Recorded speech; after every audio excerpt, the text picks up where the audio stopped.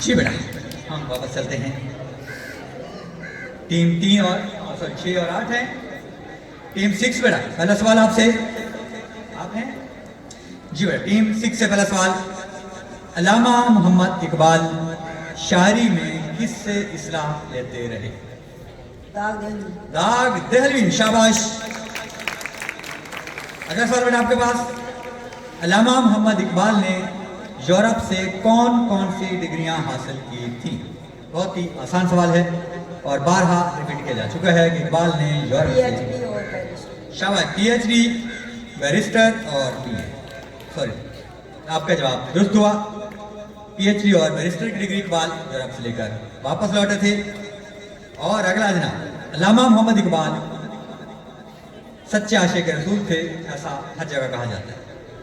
आप इश्क रसूल से मुताल्लिक उनका कोई शेर सुना कि मोहम्मद से वफा तूने तो हम तेरे हैं, ये जहाँ चीज है क्या लोहो कलम। शाबाश, की मोहम्मद से वफा तूने तो हम तेरे हैं। दुरुस्त हुआ। अगली टीम 8 बेटा, आपके पास पहला सवाल है, पैवस्तर शजर से उम्मीद बहार रख। इस नज्म में इकबाल हमें किसी चीज से सबक अंदोज होने का दर्स दे रहे हैं। किस चीज से? ये नज्म आपने पढ़ी है, इकबाल किसी चीज से सबक अंदोज होने का दर्स,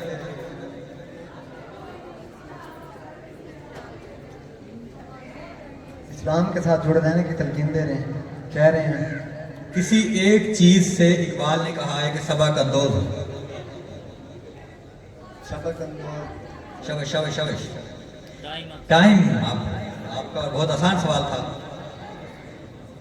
शाखे बुरीदा से सबक अंदोज हो के तू ना आशना है कायदाए रोजगार से। खैर अगले पे चलते, बहुत आसान सवाल आ गया आपके साथ। अल्लामा इकबाल की वालदा मोहतरमा का नाम बताएं। इमाम बीबी। इमाम बीबी, शाबाश, आपका जवाब दुरुस्त है। अगला सवाल भी बहुत आसान है आपसे। डॉक्टर मोहम्मद इकबाल ने अपनी नज़्म नाला फिराक किसकी याद में लिखी थी? प्रोफेसर आर्नल्ड की याद में